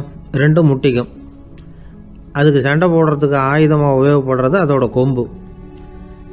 2 சேவல் சண்டை போட்டுக்குதுன்னு வச்சுங்க, அதுக்கு ஆயுதமாக உபயோகப்படுறது அதோட கால் நகம். காலால் தான் அது ஒன்றோட ஒன்று சண்டை போட்டுக்கும். ஆனால் 2 மனுஷன் சண்டை போட்டுக்கிறான்னு வச்சுங்க, இவன் இன்னதை தான் ஆயுதமாக உபயோகப்படுத்துவான்னு குறிப்பிட்டு சொல்ல முடியாது. கல்லை எடுப்பான், கத்தி எடுப்பான், துப்பாக்கி எடுப்பான், என்ன வேணாலும் பண்ணுவான். வாயால் திட்டுவான், கையால் அடிப்பான், காலால் உதைப்பான், சகலகலா வல்லவன். விலங்குகள்லாம் பொதுவாக வாயை சாப்பிட்றதுக்கு மட்டும்தான் உபயோகப்படுத்துது. ஆனால் இவனுக்கு சாப்பிட்றதுக்கும் அதுதான், சாப்பிட்டு விட்டு திட்டுறதுக்கும் அதுதான். ஆனால் ஒரு விஷயத்தில் மட்டும் கெட்டிக்கிறேன். அதாவது நாம் சண்டை போட்டுக்கிட்டாலும் பரவாயில்லை, கோழிகள் சண்டை போடாமல் இருக்கணும் அப்படின்னு ஆசைப்படுறான். எதுக்காக? கோழிகள் சண்டை போடாமல் இருந்தால் நிறைய முட்டைகள் போடுமா, அதுக்காக தான் இந்த அக்கறை. கோழி பண்ணை வச்சிருக்கிறவங்களுக்கு இது ஒரு பெரிய பிரச்சனை. அதாவது பண்ணையில் இருக்கிற கோழிகளுக்குள்ளே அடிக்கடி சண்டை வந்துடும், அதனால் முட்டை உற்பத்தி குறைஞ்சிரும். சரி, இதுக்கு என்ன பண்ணுறது? பண்ணையில் போய் உட்காந்துக்கிட்டு தினமும் பஞ்சாயத்து பேசிகிட்டு இருக்க முடியுமா? அமெரிக்காவில் கோழி பண்ணை வச்சிருக்கிற ஒருத்தர் இதை பற்றி யோசனை பண்ணி பார்த்தாராம். ஒரு வழியையும் கண்டுபிடிச்சிருக்கார். கோழிக்கெல்லாம் மூக்கு கண்ணாடி மாட்டி விட்டுட்டோம்னா அது சண்டை போடுற குணம் குறைஞ்சிரும், முட்டை அதிகமாகிடும். அந்த கண்ணாடியில் உள்ள லென்ஸு சிவப்பு நிறத்தில் இருக்கணும், அவ்வளவுதான் அப்படின்னு அவர் கண்டுபிடிச்சாராம். இது ஏற்கனவே நடைமுறையில் கண்டுபிடிக்கப்பட்ட ஒரு விஷயம். ஆனால் எல்லா கோழிக்கும் சிவப்பு மூக்கு கண்ணாடி எப்படி மாட்டி விடுறது? அப்படியே மாட்டி விட்டாலும் அது நழுவாமல் இருக்கணுமே. இப்போ நாமெல்லாம் நடு விரலால் மூக்கு கண்ணாடி நடுவில் தொட்டு அப்படி ஸ்டைலாக சரி பண்ணிக்கிறோம், அது மாதிரி கோழி எப்படி சரி பண்ணிக்கும்? இதுதான் பிரச்சனை. இதுக்கு அவர் என்ன வழி கண்டுபிடிச்சாருன்னா, கோழிக்கெல்லாம் மூக்கு கண்ணாடிக்கு பதிலாக விழியொட்டு வில்லைகள், கான்டாக்ட் லென்ஸ், அதை பொருத்தி விட்டா என்ன அப்படின்னு யோசனை பண்ணார். அதே மாதிரி பண்ணார். அதே மாதிரி செஞ்சு பார்த்தார், வெற்றி. அதுக்கப்புறம் கோழியெல்லாம் சண்டை போட்டுக்கலையாம், சமாதான பிரியர்களாக ஆகிட்டு தான். கோழிகளுக்கு இயல்பாகவே சண்டை போடுற குணம் உண்டு. ஆனால் அதோட கண்ணுக்கு பார்க்குற பொருள்லாம் ரோஜா நிறத்துலையோ அல்லது இன்னும் சொல்ல போனால் அழுத்தமான சிவப்பு நிறத்துலையோ தெரிஞ்சதுன்னா சண்டை போடுற குணம் குறைஞ்சிருதான். அந்த சமயத்தில் அது அதிகமாகவும் முட்டையிட ஆரம்பிச்சுடுதான். அதே நேரத்தில் இறை எடுக்கிறத கூட குறைச்சிக்குதான். இது ஏன் இப்படி பண்ணுதுங்கிறது விஞ்ஞானிகளுக்கு இன்னமும் புரியலையா. எப்படியோ அமெரிக்க கோழிகள்லாம் கான்டாக்ட் லென்ஸ் பொருத்திக்க ஆரம்பித்தாச்சு. கோழி கழுத்தை பிடிச்சிக்கிட்டு ஒரு சில வினாடிகளில் அதை பொருத்தி போடுறாங்களாம். கோழியோட ஆயுள் பூரா அது அப்படியே இருக்குமா. பண்ணையில் முட்டை உற்பத்தி குறைஞ்சா இது மாதிரி விஞ்ஞானபூர்வமாக பரிகாரம் தேடுறது தான் நல்லது. நமக்கு வேண்டியப்பட்ட ஒருத்தர், அவர் ஒரு கோழி பண்ணை வச்சுருந்தார். அந்த பண்ணையில் பாதி கோழி திடீர்னு செத்து போச்சு. உடனே ஒரு கால்நடை மருத்துவர்கிட்ட போக வேண்டியது தானே, அங்கே போகல. உள்ளூரில் மந்திரம் பண்ணிகிட்டு இருந்த ஒரு சாமியார்கிட்ட போனார். அவர் காலில் விழுந்தார். சாமி, என் பண்ணையில் பாதி கோழி செத்து போட்டுதுன்னார். சாமியார் யோசனை பண்ணார். சரி, பண்ணையில் வாசப்படி கிழக்கு பக்கமாக வச்சுருக்கியா மேற்கு பக்கமாக வச்சுருக்கியான்னு கேட்டார். கிழக்கு பக்கமாக இருக்குன்னார் அவர். அதுதான் தப்பு, மேற்கு பக்கமாக அதை மாற்றி சரியாக போடும்னாராம். அதே போல் இவர் போய் மாற்றிவிட்டார். அப்பவும் பாதி செத்து போச்சு. மறுபடியும் சொன்னார், சாமி மறுபடியும் பாதி கோழி செத்து போட்டுதேன்னார். சரி, கூரை எப்படி போட்டிருக்க, ஓடு போட்டிருக்கியா இல்லை கீத்து போட்டிருக்கியான்னார். ஓடு போட்டிருக்கேன்னாராம் அவர். அதுதான் தப்பு, அதை கீத்து போட்டுரு சரியாக போடும்னாராம்.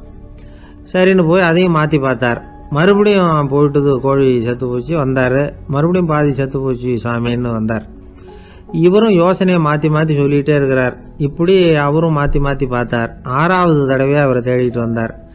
அந்த சமயத்தில் இவர் ரொம்ப தீவிரமாக யோசனை பண்ணி பார்த்துட்டு, அது சரிப்பா, நீயும் என்கிட்ட சளைக்காமல் வந்துக்கிட்டு இருக்கிற, நானும் யோசனை சொல்லிகிட்டு இருக்கேன்.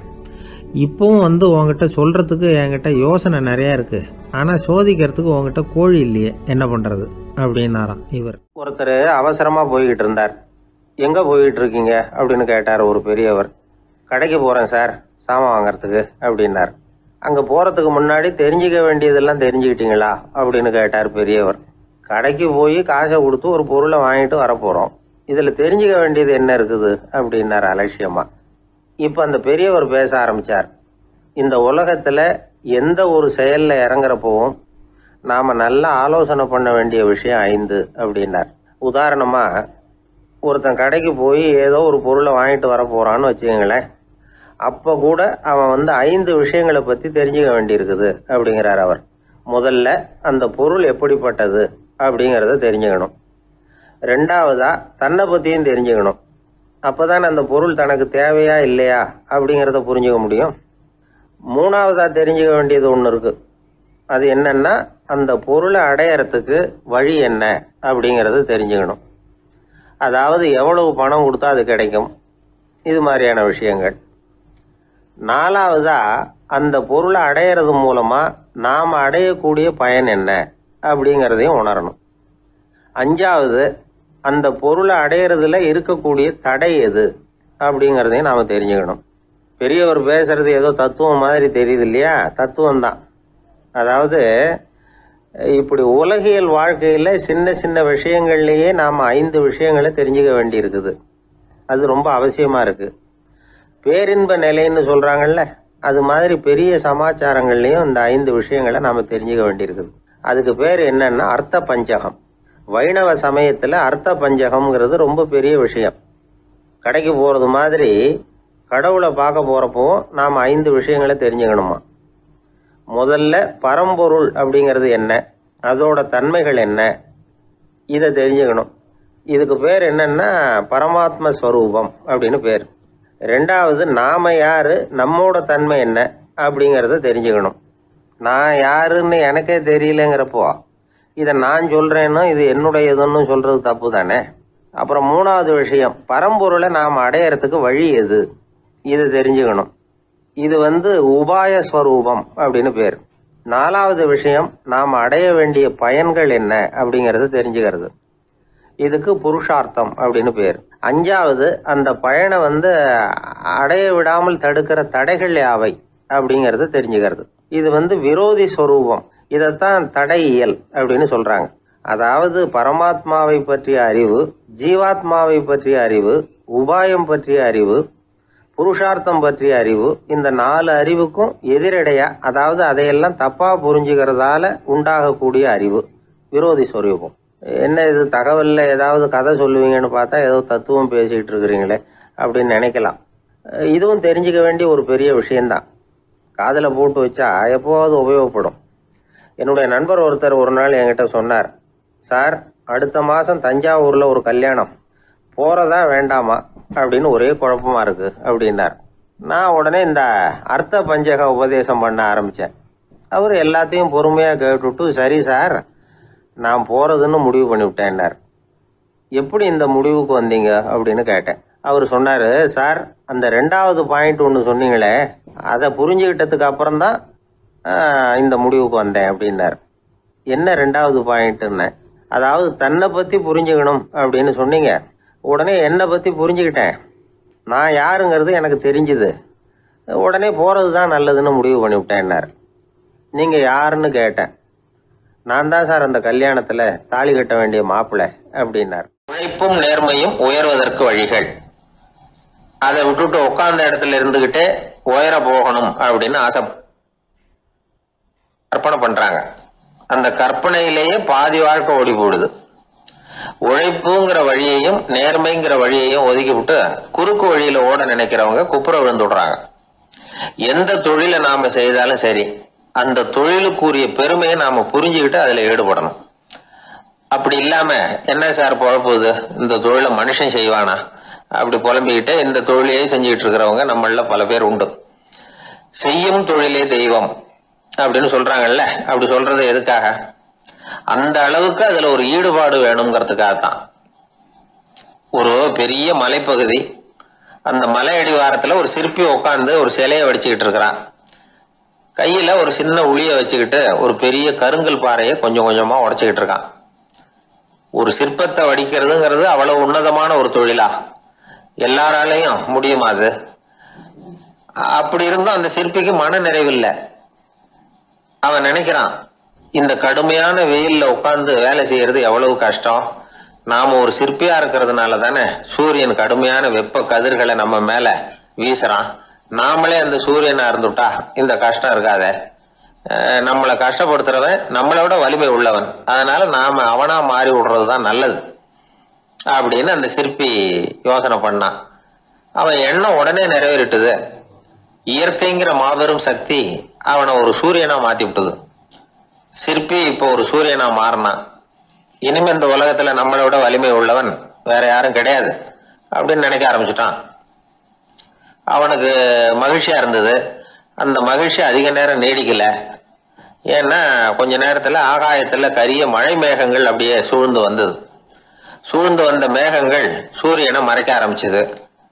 இப்போ சூரியனா இருந்த அந்த சிற்பி நினைச்சு பாக்குறான், என்ன இது என்னையே இந்த மேகம் மூடி மறைக்குதுன்னா அது என்னை விட பெரிய ஆளாதான் இருக்கணும். அதனால இனிமே நாம சூரியனா இருக்கக்கூடாது, நாம மேகமா தான் இருக்கணும், அதுதான் கௌரவம் அப்படின்னு நினைக்க ஆரம்பிச்சிட்டான். இப்பவும் பாருங்க, இயற்கை அவனுடைய ஆசையை நிறைவேற்றி வச்சது. சூரியனா இருந்த சிற்பி மேகமா மாறினான். வான வீதியில அப்படியே உல்லாசமா வர ஆரம்பிச்சான். அந்த உல்லாசமும் அதிக நேரம் நீடிக்கல. எதிரில பார்த்தா பிரம்மாண்டமான மலைகள் வழியை அடைச்சிட்டு நிக்குது. வேகமா வந்த மேகம் மலையில மோதிக்கிட்டுது. அந்த மலையை தாண்டி அப்பால செல்ல முடியல. இப்போ அந்த மேகம் நினைக்குது, நாம எந்த தடையும் இல்லாம அந்தரத்துல மிதந்து வர்றோம், நம்மையே போக விடாம தடுக்குதுன்னா அந்த மலைக்கு எப்பேற்பட்ட வலிமை இருக்கணும். இனிமேலும் நாம மேகமா இருந்து பிரயோஜனம் இல்ல, இருந்தா மலையா இருக்கணும், அதுதான் பெருமை அப்படின்னு நினைக்க ஆரம்பிச்சான். இப்பவும் பாருங்க, இயற்கை அவனுடைய ஆசையை நிறைவேற்றி வச்சது. மேகமா இருந்த சிற்பி மலையா மாறினான். பெரிய மலை பூமிக்கும் வானத்துக்குமா நின்றுகிட்டு இருக்கு. இனிமே நமக்கு எந்த கவலை இல்லை அப்படின்னு நினைச்சது அந்த மலை. இப்படி நினைச்சுக்கிட்டு இருந்த வேளையில அந்த மலையோட காலடியில அடிவாரத்துல ஏதோ சத்தம் கேட்டுது. என்ன சத்தம் இது அப்படின்னு சொல்லி அந்த மலை மெதுவா குனிஞ்சு பார்த்துதான். பார்த்தா அங்க ஒரு மனுஷன் தன்னுடைய கையில உளிய வச்சுக்கிட்டு மலையை கொத்திக்கிட்டு இருக்கிறான். ஏதோ ஒரு சிற்பத்தை வடிக்கிறதுக்காக அவன் முயற்சி பண்ணிட்டு இருக்கிறான். இப்போ அந்த மலை நினைச்சுதான், மலையே ஒருத்தன் உடைக்கிறான்னா அவன் எப்பேற்பட்ட வலிமை உள்ளவனா இருக்கணும். இனிமேலும் மலையா இருந்து பிரயோஜனம் இல்ல, மனுஷனா மாறணும், அதுதான் சரி அப்படின்னு நினைச்சுதான். அந்த வினாடியே அந்த மலை ஒரு மனுஷனா மாறிச்சு. அவன் கையில ஒரு உளி, பழையபடியே ஒரு கருங்கல் பாறையை கொத்த ஆரம்பிச்சான். அந்த ஆள் பழைய நிலைமைக்கு வந்துட்டான். இந்த கதையிலிருந்து நாம தெரிஞ்சுக்க வேண்டியது என்னன்னா, தன்னுடைய உண்மையான பலம் என்னங்கிறது தெரியாமலே தாவி தாவி தடுமாறிக்கிட்டு இருக்கிறான் மனுஷன் அப்படிங்கிறது தான். இனிமேலாவது அதை புரிஞ்சுக்கணும், புரிஞ்சுக்கிட்டு புறப்படணும் வாழ்க்கையில வெற்றி பெறறதுக்கு. ஒரு குடும்ப தலைவருக்கு விபரீதமா ஒரு ஆசை வந்துதான். அதாவது ஒரு நாள் பூராவும் புடவை கட்டிக்கிட்டு மனைவி செய்கிற வீட்டு வேலைகள், சமையல் வேலைகள் எல்லாத்தையும் தானே செய்யணும், மனைவிக்கு ஆண் வேஷம் போட்டு ஆபீஸுக்கு அனுப்பி வச்சிடணும் அப்படின்னு ஆசைப்பட்டான். இதுதான் அந்த ஆசை. அதே மாதிரி செஞ்சான். பெண் வேஷத்துல சமையல் பண்ணிட்டு இருந்தான். இருட்டி விட்டுது. இந்த சமயத்துல வாசல் கதவு தட்டப்படுற சத்தம் கேட்டுது. ஓடி போய் திறந்தான். பக்கத்து வீட்டு அம்மா கிடுகிடுன்னு உள்ள வந்துட்டாங்க, காப்பி பொடியோ ஏதோ வாங்கறதுக்கு. இவன் பயந்து போய், கமலாம்மா, நான் சுசீலா இல்ல, சுசீலாவோட புருஷன், பெண் வேஷத்துல இருக்கிறேன், சும்மா